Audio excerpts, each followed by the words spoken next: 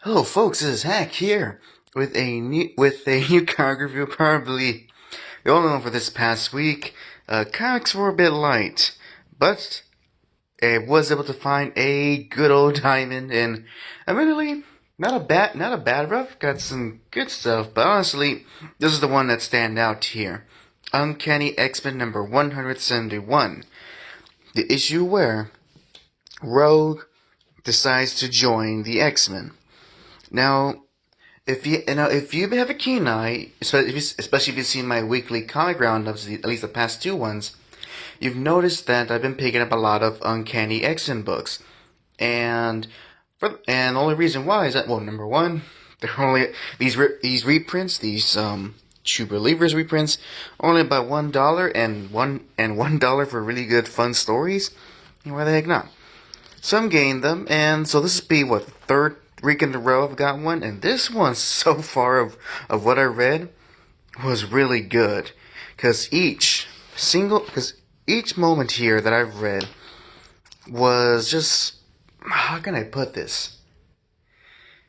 It it's not a very action oriented comic. It's only really a few moments in which any type of I guess action happens, but even then they're very brief.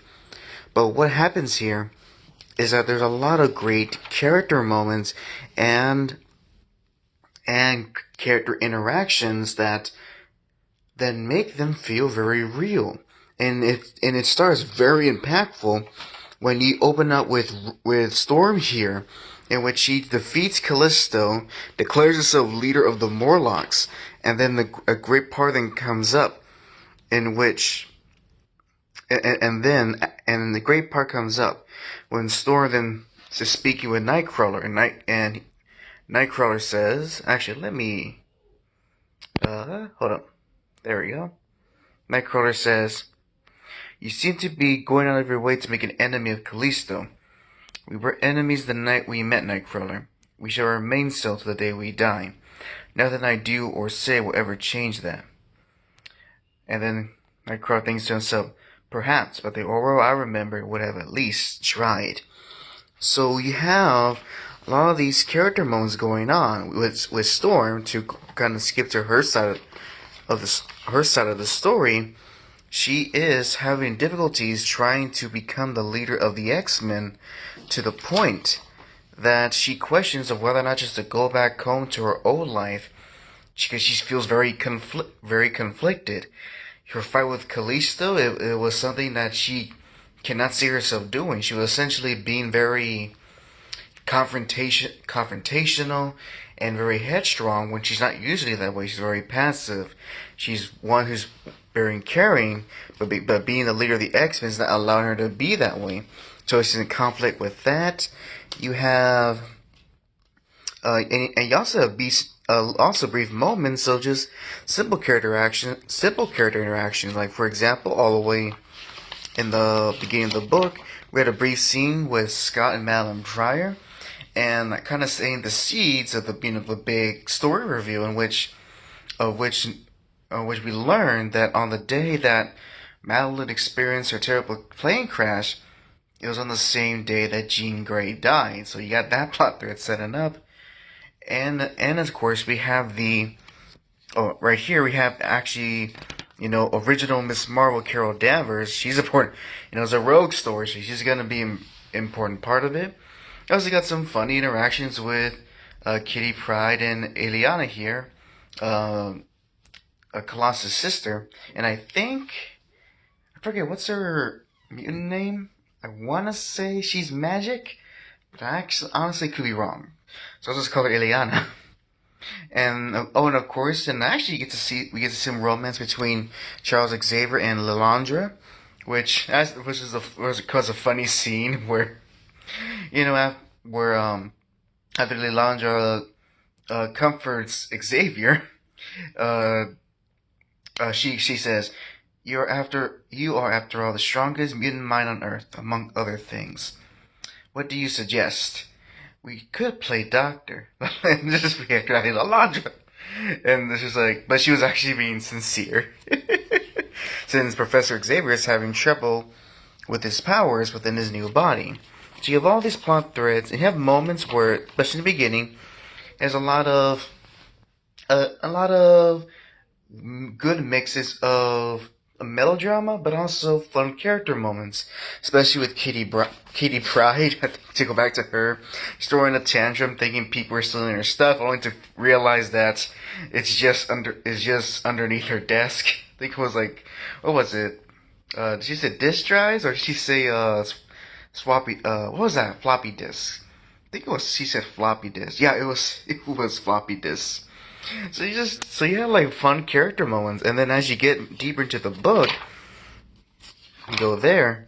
That's when you start the whole drama around Rogue, in which I finally get to read, how that curtails. I've always known that Rogue did not start off as a hero, and was in fact, part of the Brotherhood of Evil Mutants, and her whole relationship with Mystique, her absorbing Carol Danvers' powers and memories, putting Carol in a big decade-long coma.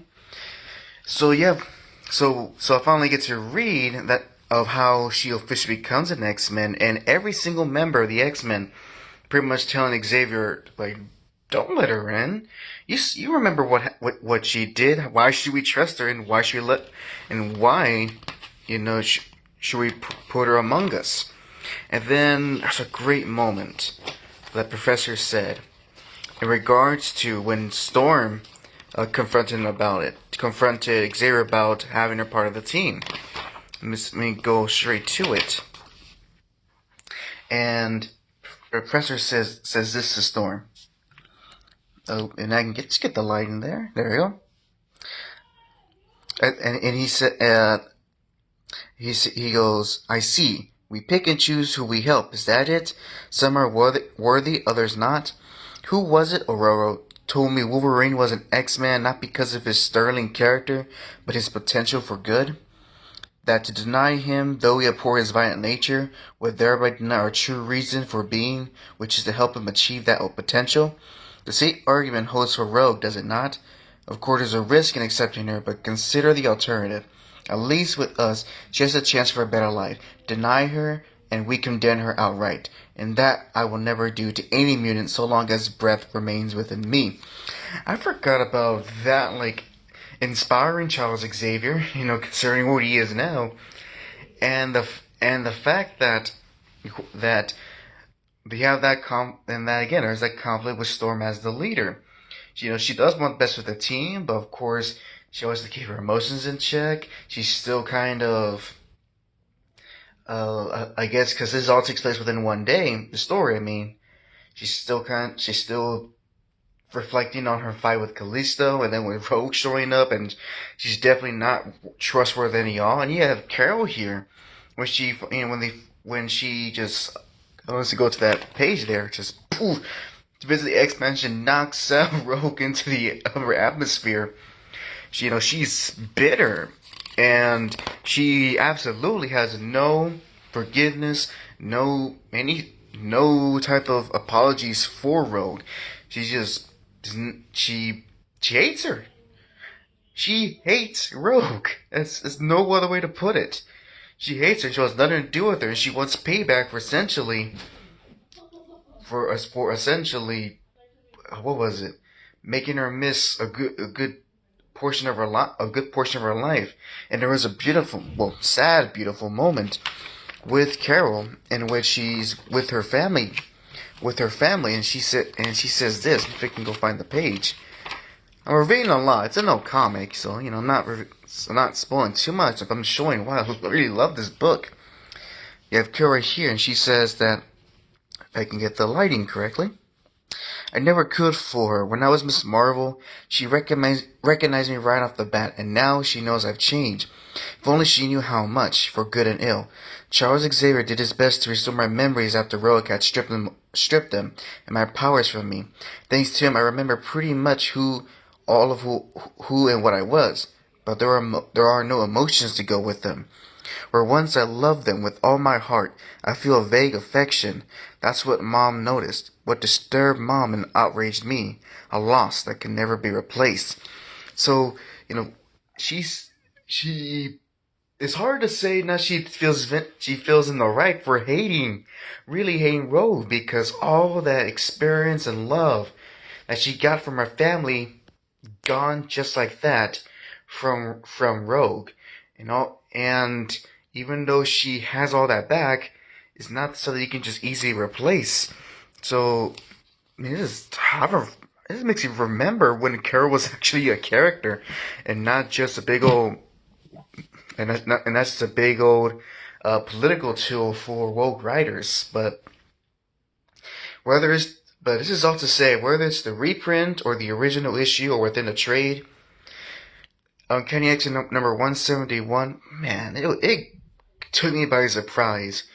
Thus far, of all the Uncanny books I've collected, this is the best one I've read.